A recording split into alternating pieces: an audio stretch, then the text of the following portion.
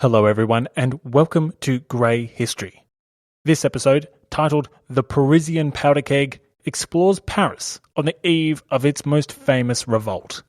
A city gripped by the darkness of hunger, a city energized by the increasingly radical press, a city fearful of a rumoured coup d'etat, and a city capable of, as we shall see, one hell of a revolt. So without further ado, let us begin.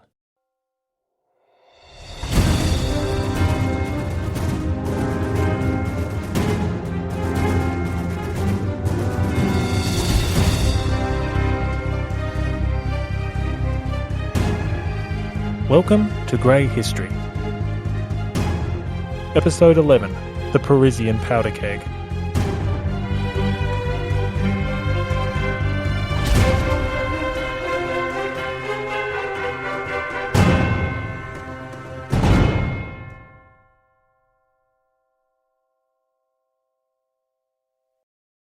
Gunpowder. It's in the search for gunpowder that one of, if not the most famous singular event of the French Revolution occurs: the storming of the Bastille. The storming of the Bastille is still celebrated today in France, and the event no doubt deserves the celebration. Without the storming of the Bastille and the successful general revolt in Paris that accompanies it, the revolution could have taken a very different direction, could have obtained a very different outcome. But for storytellers like me, the fact that the Bastille was stormed by the people of Paris for its gunpowder offers a very convenient metaphor. Immediately prior to the revolt, Paris itself was like a powder keg waiting to explode. A powder keg whose fuse was lit by the king on the 11th of July, just 2 weeks after all the orders of the Estates General began to meet as one formalised National Assembly. When the king finally did light the keg, we witnessed one hell of an explosion. But the reasons why the Parisian powder keg contained such an impressive blast, the reasons why France's major metropolis descended into revolt, has everything to do with the ingredients that were within that powder keg. By the first week of July, Paris was waiting to explode for 3 key reasons.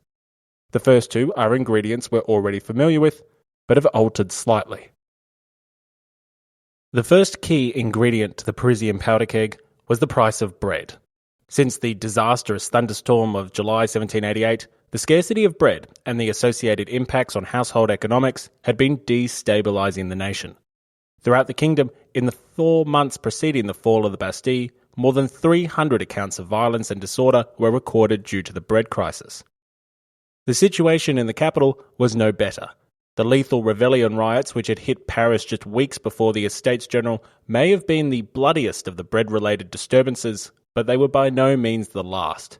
As the National Assembly began their first meetings, violence around grain stockpiles was becoming increasingly common. In fact, so common that troops had to be posted at customs barriers and marketplaces in Paris just to keep the peace. Additionally, soldiers had to chaperone convoys of grain and flour entering the city in order to ensure its safe arrival. These were by no means extra-conservative precautions. They were necessary and reactionary measures. In Lyon at the end of June, mobs had seized the customs barriers and had forcibly lowered the price of grain in what I can only presume was a meat's back on the menu boys-like moment. How the Urukai knew what a menu was is something that I've never understood, but I digress. The point is that hunger was causing all sorts of problems. A newspaper that was covering the crisis wrote this account of the situation after the Bastille had fallen. The nearer July 14th came, the greater became the shortage of food. The crowd, besieging every baker's shop, received a parsimonious distribution of bread, always with warnings about possible shortages next day. Fears were redoubled by the complaints of people who had spent the whole day waiting at the baker's door without receiving anything. There was frequent bloodshed. Food was snatched from the hand as people came to blows. Workshops were deserted. Workmen and craftsmen wasted their time in quarrelling, in trying to get hold of even small amounts of food, and, by losing working time in queuing, found themselves unable to pay for the next day's supply. That first-hand report encapsulates the violent, desperate, dire situation a hungry and miserable Paris found itself in during the first week of July. That description of people fighting in the streets for measly parcels of bread sounds like a modern-day failed state, or like that scene from Ice Age where the dodos and heroes fight over that last melon. I digress. The situation was undeniably bleak. If that wasn't enough, that same week, the first week of July, also required the settlement of debts from the previous few months. With so much of the poor's income being redirected to food, the bread crisis impacted more than just people's stomachs. Some members of the city's lower classes were driven from their homes in mass, having spent all their money on food and now unable to pay their landlords and creditors. Those not homeless might have been penniless, meaning their acquisition of food was in doubt. With food and shelter either gone or in jeopardy, both Maslow's hierarchy and civil society were fast losing their foundational stones. It didn't stop at hunger or homelessness, however. Perhaps the most dangerous aspect of this bread crisis was not the certain consequences, but the uncertain causes. For most of the Third Estate, the cause of their predicament was not bad weather or poor agricultural practices. It was instead something far worse, something far more sinister. It was instead a royal conspiracy. It was no secret that some members of the court and privileged orders resented the National Assembly. Many suspected a royal coup within the first weeks of its creation, especially after the king had initially tried to reverse the Assembly's creation on the 23rd of June. With a crackdown supposedly imminent, it was a logical conclusion that if the traitors within the nobility were conspiring against the people's representatives, the National Assembly, and if they were conspiring against the people's messiah, Jacques Necker, well, then these traitors would naturally be conspiring against the people themselves. The counter-revolutionaries were supposedly doing this by stockpiling grain and starving the citizens of Paris. According to the bookseller Sebastian Hardy, the populace of Paris believed that the princes were hoarding grain deliberately in order to more effectively trip up Monsieur Necker, whom they are so keen to overthrow. Weather and poor agricultural practices be damned, the cause was the scheming elites. No proof required. It reminds me of populist politicians today who blame the loss of manufacturing jobs on poor trade policies, and yet seem completely oblivious to the automated robots which have actually been the primary replacement of domestic workers. Anyway, we digress. Then, like now, the people knew the problem to their woes: corruption and conspiracy in the highest levels of government. They also knew the solution. If one wanted bread, one must eliminate the counter-revolutionaries. One must purge the corruption, eradicate the self-interested parasites occupying the positions of power. This oversimplified but all too believable equation, one which equates high bread prices to counter-revolutionary conspiracy, will be seen time and time again in this revolution. Time and time again, the equation fails to balance. No matter how many heads fall to the guillotine, no matter how many governments are toppled or factions eliminated, bread is not forthcoming, only blood. But for the time being, that math is irrelevant. All that matters is the hunger of the people of Paris. The second ingredient in the Parisian powder keg was the press. Now, the press had been essentially free for some time. Censorship went out the door back during the revolt of the Parlements, and the volume and audacity of political pamphlets had only increased since. The deadlock of the Estates General and then the creation of the National Assembly unsurprisingly only accelerated the growth and radicalism of the press. Arthur Young wrote in his diary about the increasing boldness of political pamphlets and the infectious rebellion they were fostering. This account was dated on the 9th of June, just more than a week before the Commons declared itself the National Assembly. The business going forward at present in the pamphlet shops of Paris is incredible. I went to the Palais Royal to see what new things were published and to procure a catalogue of all. Every hour produces something new. 13 came out today, 16 yesterday, and 92 last week. We think sometimes that Durrett's or Stockdale shops at London were crowded, but they are mere deserts compared to Destine's and some others here in which one can scarcely squeeze from door to the counter. This spirit of reading political tracts, they say, spreads into the provinces, so that all the presses of France are equally employed. 19/20 of the productions are in favour of liberty and commonly violent against the clergy and nobility. I have today bespoke many of this description that have reputation, but inquiring for such as had appeared on the other side of the question, to my astonishment I find there are but 2 or 3 that have enough merit to be known. It is not wonderful that while the press teems with the most levelling and even seditious principles that if put into execution would overturn the monarchy, nothing in reply appears, and not the least step is taken by the court to restrain this extreme licentiousness of publication. It is easy to conceive the spirit that must thus be raised among the people. What Arthur Young was describing is why the press and political agitation more broadly was the second key ingredient to the Parisian Grand Revolt. Not only were publications becoming more frequent, but they were becoming more radical. It's these pamphlets spreading the conspiracy about the nobility hoarding grain. These pamphlets that spread rumours of an impending royal coup. These pamphlets which were attacking the privileged orders and calling for dramatic change.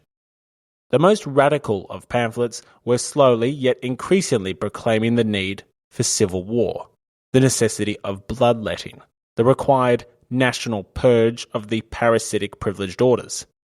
While the vast majority of the press was not this radical yet, and I stress yet, the increasing radicalisation of the press, even at its fringes, and the public forums these pamphlets were debated in, was significant. This evolution was creating the ideological resistance and politically charged environment necessary for a general revolt. Paired with severe hunger, it was a delicious recipe for disaster. Historian Charlier Matthews recounts his interpretation of Arthur Young's journal entry and the impact the radicalised press had on creating the necessary foundations for a revolutionary eruption. I'll also let him depict a different Paris to the one that you and I are used to. Paris in 1789 was by no means the beautiful city of today. Its streets were narrow, crooked and dirty. Its population was without community of spirit, and its government was inefficient and venal. During the past few months of want, it had attracted crowds of beggars and desperate men from all parts of France, and its lower classes were incomparably brutalised. Order had been kept with difficulty, and the fatal lack of a police force of a modern city was evidenced in the impunity with which a mob could sack a great establishment like that of the papermaker Revellion. Maurice may have looked on its character with too puritanical eyes, but his words are certainly explicit. Now quoting Maurice, "Paris is perhaps as wicked as a spot as exists. Incest, murder, bestiality, fraud, rapine, oppression, baseness, cruelty are common." Back to Matthews. Yet there was no place in all France where the new philosophy had struck so deep or had grown so radical, and the priests of the new cult, the apostles of the newly discovered rights, were the journalists. Never was a social contagion more spread by pamphlets and newspapers and books. Good-natured, philosophical, agricultural Arthur Young was astonished at the volume of printed matter. On the 9th of June 1789, he went to the Palais Royal, the rendezvous of booksellers, travellers, newsmongers, and scamps, to procure a catalogue of the new publications. He discovered that every hour produced something new. 13 had come out on the day of his visit, 16 on the day before, and in the preceding week 92. These political tracts, he discovered also, found their way throughout all the country, and 19/20 of all these publications, he declares, were in favour of liberty and were commonly violent against the clergy and the nobility. If journals were suppressed, they appeared under a new name. Never was there greater evidence of the power of inflammatory journalism. Paris was not only full of patriotic enthusiasm and the champion of the Assembly, it was fairly alive with criminals, reformers, agitators, demagogues, and fanatics. In consequence, it was increasingly the prey of that insane suspicion, which seizes a community that is superficially full of wit, but fundamentally is without moral scruples and carelessly intent on destroying inherited authority. Historian Matthews clearly held a distaste for Paris and the free press she harboured. Nevertheless, one can see the clear impact the city's publications were having on its occupants. The agitators and the journalists were undoubtedly fostering an environment that helped to facilitate revolution. There is something specific I want to pick up, though, in Matthews' comments, as it touches the third and final ingredient to the Parisian powder keg. What Matthews describes as insane suspicion, but what others might describe as legitimate concern. I am not, however, talking about the conspiracy of grain being stockpiled by the counter-revolutionaries. That's child's play compared to what I'm thinking of. I'm talking about the main treasonous plot that occupied the minds of Paris and the deputies of the Assembly. The rumoured royal coup d'etat that supposedly was being planned by that same aggrieved faction. The plot which was meant to suppress the National Assembly once and for all. The leaders of this conspiracy were supposedly the Queen and the King's brother, the Comte d'Artois. Never recovering from scandals before the Revolution, the foreign whore, Marie Antoinette, was paired with the evil Count, the Comte d'Artois. While Antoinette's terrible public image came from the actions of others, namely the sexual libels and the diamond necklace affair, the Count's horrible relationship with the public was all his own making. The Comte d'Artois was considered an enemy of the people for his role in writing the Memoir of the Princes back in December. The prince had then called for the protection of institutionalised privileges and attacked the Third's demands for doubled representation and voting by head. These two royals made a great pair of public enemies, and an even greater pair of lovers, if you were to believe the underground press. By the end of the first week of July, the public believed this dynamic duo was drafting secretive and counter-revolutionary schemes. In fact, many members of the press and the National Assembly had been suspicious of a counter-revolutionary strike for some time. The King had never really conceded the National Assembly's true legitimacy. After all, he had tried to disband the Assembly, reinstall the traditional Estates General, and warned all the deputies in no uncertain terms that he would go on alone if they didn't get back in their box. It was only when it became clear that force would be required to suppress the body, and that he lacked said force, that the King conceded to the Assembly's existence. Thus, without the King's enthusiastic and public backing, the idea that the evil Queen and her associates in court were scheming against the people shifted quickly from a possibility to a probability and then to an outright certainty. It took just days for the evidence to start appearing. Troops were arriving from the frontiers, 20,000 of them. The royal government had called to Paris and Versailles new regiments under the pretense of maintaining law and order. More than 15 regiments had been called up, and no one was buying the law and order line. It was well known that the local troops, particularly the French Guards, could not be relied upon to suppress the people. The ambassadors of America and Saxony had ridden as much in the last week of June, and desertion had continued to weaken the army's strength. The troops from the frontiers were different, however. Many of these men spoke German instead of French. While technically from France, they seemed to be more foreign than French to many Parisians. These troops, without their connections to the city of Paris, would be more willing to set it ablaze, more willing to suppress the French National Assembly, more willing to please the German-speaking Queen, more willing to kill innocent, hungry Parisians in a bloody crackdown that would rob the defenceless of their possessions. Or, so the theory went. By the 8th of July, Mirabeau was sounding the alarm as deputations from the Assembly begged the King to withdraw the troops. Mirabeau proclaimed to his companions in the National Assembly that the preparations for war were obvious to anyone and filled every heart with anger. It was this apparent conspiracy against the National Assembly in Paris that was key to creating the Parisian powder keg. Not only were people hungry, not only were people politicised, but people feared for their lives, for their loved ones, for whatever property they had remaining which they hadn't had to sell to pay for bread. As historian Francois Mignet summed up, "The perils that threatened the representatives of the nation and itself, and the scarcity of food disposed it to insurrection." With an apparent military suppression seemingly days away at the hands of German-speaking troops and mercenaries, Paris was a powder keg, waiting to explode. And on the 11th of July, 2 weeks after the Estates General officially became the National Assembly, the King was kind enough to light the fuse. That fuse came in the form of Necker. Despite the failings of the Estates General and his inability to first propose and then reclaim its agenda, the People's Messiah maintained huge popularity. This was for 2 reasons. The first reason was to do with bread. The second, how he responded to the royal session on the 23rd when the king tried to disband the assembly and return the deputies to the traditional format of the Estates General. Regarding food, Necker had used his own personal fortune to help feed the mouths of Paris as the bread crisis tightened its grip around the city's throat.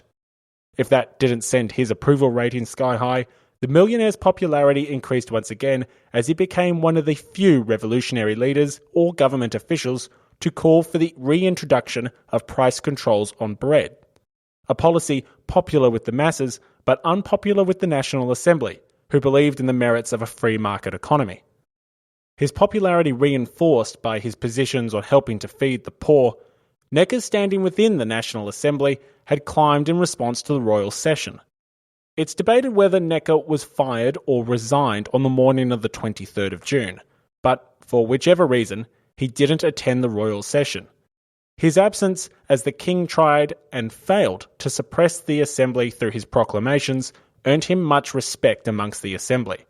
On the same day, Necker was either persuaded by the king, the queen, or the mob, who had found out he was about to leave Versailles, to instead stay on as minister. Choose your own history, make a combination if you want. The point is that Necker remained popular with both the assembly and the public, and he remained on as minister. But, importantly, as seen with his resignation/dismissal, he continued to be loathed by the court. And that second part is critical. Neither the king nor the queen had wanted to recall him to the ministry, and by the time of the tennis court oath, it was clear that he was being shunned by the court once more. He was, after all, a foreigner, a Protestant, and a commoner. And to the queen and the Comte d'Artois, it was Necker who was the source of so much of this unfolding chaos, the key catalyst of the creation of the National Assembly, which had usurped so much royal power. Artois did not mix his words. He told Necker that he considered him a foreign traitor who should be hung for his crimes. Artois wasn't just all talk. Behind the scenes, members of the court were pushing the king for Necker's dismissal and arrest. But this movement against Necker had been ongoing for a while, even before the deputies of the Third Estate went rogue. On the 26th of April, a week before the Estates General commenced, the Marquis de Ferreries wrote the following to his wife. "You cannot believe what a powerful movement is afoot against Necker among the high-placed, the financiers, the parlements. Calumny, pamphlets denouncing him to the king as the most dangerous man alive. The Comte d'Artois is said to have spoken most forcefully to the king, telling him that his crown and his very life were in danger, and that Necker was a second Cromwell." By the first week of July, it was clear that the king had come round to the arguments of his wife and brother. With supposedly sufficient troops in the capital to respond to any disturbance, the king surprised everyone by announcing to them on the 10th of July that he would move against Necker, a week before initially planned, and without all the troops that had been summoned from the frontier. Perhaps it was the events the day before in the National Assembly that prompted the response. For on the 9th of July, the newly formed Constitutional Committee voted to draft a Declaration of the Rights of Man, followed by a constitution. Whatever the prompt, the king felt safe enough to move against Necker and the National Assembly, even if all the troops from the frontiers had not arrived. On the 11th of July, a Saturday, Necker received a note informing him of his dismissal and banishment.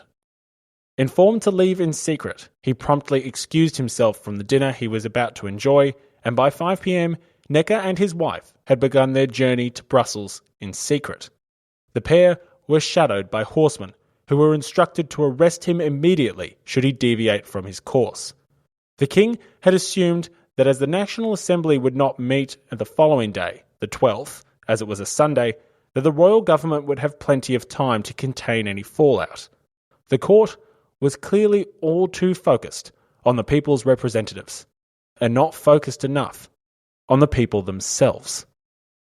The day after Necker's dismissal, Sunday the 12th of July, news of the demise of the people's minister, the people's champion, the people's hero, the people's messiah, reached Paris. More specifically, the news of Necker's demise reached the Palais Royal, the location which would act as the wooden barrel for this Parisian powder keg, the place which would combine both fuse and powder and allow the city to erupt into an uncontainable and historic revolt. The Palais Royal was a palace owned by the Duke of Orléans, one of the most popular men and nobles in Paris. It had originally been the personal and private residence of Cardinal Richelieu, the chief minister of Louis XIII. Before the Revolution, however, the Duke of Orléans had opened it up to the public, and by the time of the Estates General, the Palais Royal was home to some 145 shops, as well as theatres and museums. More importantly, however, the Palais Royal had become not an entertainment complex as much as it had become a nest of sedition. It had become a hotbed of resistance. It was here that Arthur Young wrote in his diary about the circulation of increasingly radical pamphlets. And this is what he wrote about the increasingly radical orators who spoke in the grounds of the Palais Royal. But the coffee houses in the Palais Royal present yet more singular and astonishing spectacles. They are not only crowded within, but other expectant crowds are at the doors and windows, listening a gorged applause to certain orators, who from chairs or tables harangue each his little audience. The eagerness with which they are heard, and the thunder of applause they receive for every sentiment of more than common hardiness or violence against the present government, cannot easily be imagined. I am all amazement at the ministry permitting such nests and hotbeds of sedition and revolt, which disseminate amongst the people every hour principles that by and by must be opposed with vigour, and therefore it seems little short of madness to allow the propagation at present. It's here, in the Palais Royal, an incubator for insurrection and disobedience, that the powder keg that was Paris finally exploded. Upon hearing the news of Necker's dismissal, the people of Paris began to panic. Necker's presence in the ministry had acted as a public testament to the safety of both the National Assembly and the people. His removal was interpreted as the first stage of the long-rumoured counter-revolutionary coup d'etat that was planned by the Queen, the Comte d'Artois, and the evil parasitic nobility which aided their cause. Necker's dismissal was akin to Caesar crossing the Rubicon. It was a public declaration of the conspirators' intentions, the commencement of an irreversible act against the popular assembly and the people it represented. The die was cast. Fear gripped the city almost immediately. Treasury notes began to fall in value. Stock exchanges were forced to close. Custom posts were sacked. It was in the Palais Royal, though, that the real action occurred. A well-weathered Sunday, the Palais Royal was packed with people when the news hit, and more fearful souls soon arrived as the news of Necker's demise spread throughout the city. Agitated, distressed, anxious, these words don't adequately describe a group of people who had heard the downfall of their hero and anticipated their own. As often the case in history, moments of public fear provide an opportunity for those willing to lead the sheep. Introducing a new character in our story, Camille Desmoulins. Having been trained as a lawyer, the 26-year-old man with long curly hair had instead found himself writing political pamphlets after failing to succeed in law. On the 12th of July, however, it was not the written word that catapulted him into history, but instead the spoken. By 3 p.m. in the afternoon, more than 6,000 anxious souls packed the Palais Royal. It was here, in front of the masses, that Demoulins decided to sketch his place in history, not with his pen, but with his voice. Jumping up onto a table, neither his unattractive paleness nor his usual stammer impeded his ability to mobilize the crowd. Historian Francois Mignet records the events that follows. Camille Demoulins, a young man, more daring than the rest, one of the usual orators of the crowd, mounted on a table, pistol in hand, exclaiming, "Citizens, there is no time to lose. The dismissal of Necker is the knell of St. Bartholomew for patriots. This very night, all Swiss and German battalions will leave the Champ de Mars to massacre us all. One resource is left, to take arms." These words were received with violent acclamations. He proposed the cockade should be worn for mutual recognition and protection. "Shall they be green," he cried, "the colour of hope, or red, the colour of the Free Order of Cincinnatus?" "Green, green," shouted the multitude. The speaker descended from the table and fastened the sprig of a tree to his hat. Everyone imitated him. The chestnut trees of the palace were almost stripped of their leaves, and the crowd went in tumult to the house of the sculptor Curtis. I love the theatrics of Demoulins' speech. At one point in time, he stood on a table, waving his pistol around, and he pointed to his heart with his spare hand and shouted, "Yes, yes, it is I who call my brothers to freedom. I would rather die than submit to servitude." It is with this amazing theatrical performance that the Powder Keg of Paris begins a long, multi-day explosion. The Great Revolt had begun. With the crowd wearing green cockades, in many cases chestnut leaves, the people of Paris began to summon their allies to the streets. Having acquired busts of Necker and the Duke of Orleans, who it was rumoured had been banished as well by the king, the masses paraded these busts around as they closed theatres, looted custom barriers, and dragged more people into the streets to aid their insurrection. On the afternoon of the 12th, the mob was confronted by German cavalry intent on quelling the unrest. The confrontation did anything but. Not only were they outnumbered by the mob, but members of the French Guard were defecting en masse, helping their fellow Frenchmen against the foreign troops. The next day, on the 13th of July, 3,000 French Guardsmen would defect to the cause of the people, while mutiny affected the Swiss regiments, and men had to be hung for insubordination to keep them in line. As momentum swung in favour of the Parisians, the masses continued their violent unrest. On the 13th, the Saint-Lazare was raided by the mob and large amounts of grain were found inside. Shouting, "Bread, bread," as they forced their way inside, the masses were not disappointed. It was reported by some that 52 carts of flour were discovered, as well as oil, vinegar, wine and other staples. To a mob convinced of a noble conspiracy to hoard grain, what they found inside the abbey was proof of this counter-revolutionary plot. Such a discovery enraged minds as much as it may have tempered hungry stomachs. As tensions rose, the crowd became rowdier, and those who were not wearing a makeshift green cockade were liable to abuse and harassment. In the 4 days after July the 12th, 40 of the 54 custom houses in Paris were destroyed by the mob, a reminder of just how central the price of bread is to this revolt. In the midst of this revolt, it's perhaps no surprise that historians have polarised views over who comprised this crowd, and how noble their revolt against court tyranny really was. Far from being black and white, this is another instance of very grey history. Historian Hippolyte Taine describes the events as bringing the dregs of society to the surface. On the following day, the 13th, the capital appears to be given up to bandits and the lowest of the low. One of the bands hews down the gate of the Lazarists, destroys the library and clothes presses, the pictures, the windows and laboratory, and rushes to the cellars, where it staves into the casks and gets drunk. 24 hours after this, about 30 of them are found dead and dying, drowned in wine, men and women, one of these being at the point of childbirth. In front of the house, the street is full of the wreckage, and of ruffians who hold in their hands, some eatables, others a jug, forcing the passers-by to drink and pouring out wine to all comers. Wine runs down into the gutter, and the scent of it fills the air. It is a drinking bout.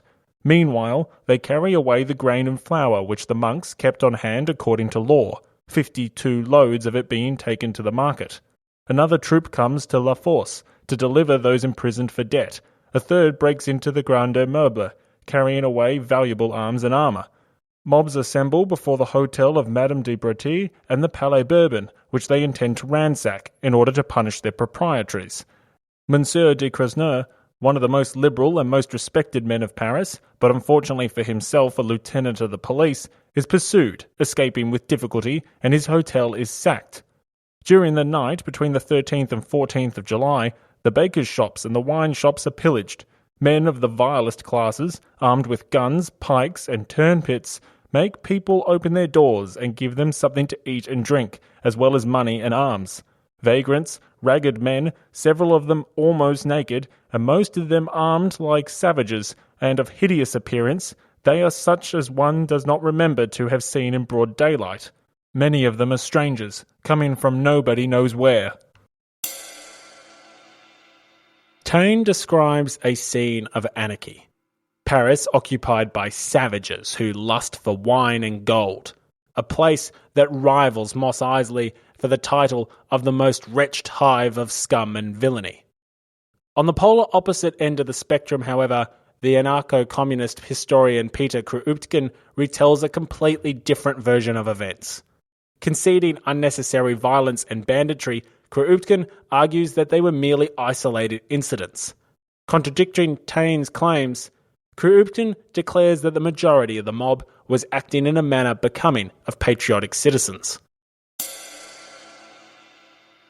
Taine and his followers, faithful echoes of the fears of the middle class, try to make us believe that, on the 13th, Paris was in the hands of thieves. But this allegation is contradicted by all contemporary evidence. There were, no doubt, wayfarers stopped by men with pikes, who demanded money to procure arms, and there were also on the nights between the 12th and 14th, armed men who knocked at the doors of the well-to-do to ask for food and drink, for arms and money. It is also averred that there were attempts at pillage, since 2 credible witnesses mention persons executed at night between the 13th and 15th for attempts of that kind. But here, as elsewhere, Taine exaggerates. Whether the modern middle-class Republicans like it or not, it is certain that the revolutionaries of 1789 did appeal to the compromising auxiliaries of whom Mirabeau spoke. They went to the hovels on the outskirts to find them, and they were quite right to do so, because even if there were a few cases of pillaging, most of these auxiliaries, understanding the seriousness of the situation, put their arms at the service of the general cause, much more than they used them to gratify their personal hatreds or to alleviate their own misery. It is at any rate certain that cases of pillage were extremely rare. On the contrary, the spirit of the armed crowds became very serious when they learned about the engagement that had been entered into by the troops in the middle classes. The men with the pikes evidently looked upon themselves as the defenders of the town, upon whom a heavy responsibility rested. Marmontel, a declared enemy of the revolution, nevertheless noticed this interesting feature. Now quoting Marmontel, "The thieves themselves, seized with the general terror, committed no depredations. The armourers' shops were the only ones broken open, and only arms were stolen." Back to Kropotkin. He says in his memoir, "And when the people brought the carriage of the Prince de Lambesc to the Palace de la Grève to burn it, they sent back the trunk and all the effects found in the carriage to the Hôtel de Ville. At the Lazarist monastery, the people refused money and only took flour, and arms and wine, which were all conveyed to the Palace de la Grève. Nothing was touched that day, either at the treasury or at the bank," remarks the English ambassador in his account. Kropotkin argues that far from servicing the dregs of society, the mobilization of the Parisian masses served primarily to protect the general cause, to ensure the safety of the citizens of the city from an impending royal reaction. Taine and Kropotkin offer starkly different views, but these views offer an insight to how different the event seemed to the inhabitants themselves. The middle classes, the bourgeoisie, the well-to-do, undoubtedly many of them saw anarchy and chaos. Croupton admits that the middle classes were struck with such fear from the evenings of the 12th through to the 15th that many of them were permanently wary of the popular revolution henceforth. The lower classes, the labourers, the artisans, many of them saw it differently, however, as did the revolutionary leaders that would soon emerge from the hordes of the sans-culottes. To them, the common people of Paris had pushed back royal troops and, through raiding custom posts and granaries, liberated the people from the tyranny of hunger. Just how selfish, patriotic, vile and heroic the mob of Paris were, is and will remain a matter of much debate. A matter of grey history. What cannot be debated, however, is what the mob did next. Having beaten back the initial attempts by royal troops to suppress their discontent, having seized grain and liberated prisoners, the people of Paris prepared for a sustained assault by royal troops. And for this, they would need arms and gunpowder. So that is what they sought. And so began the storming of the Bastille. Thank you for listening to episode 11, The Parisian Powder Keg. Now, before you go and listen to the storming of the Bastille, one of, if not the most famous events of the Revolution, there is just a quick thing I would like to say. If you've enjoyed today's episode of Grey History, if you're a fan, if you would like to dabble in some more, then please spread the word. Tell someone about it. It's the best way to help Grey History. It's the best way to help me. I need all the help I can get, so if you're enjoying the show, please tell someone about it. Thank you for listening, and have a great day.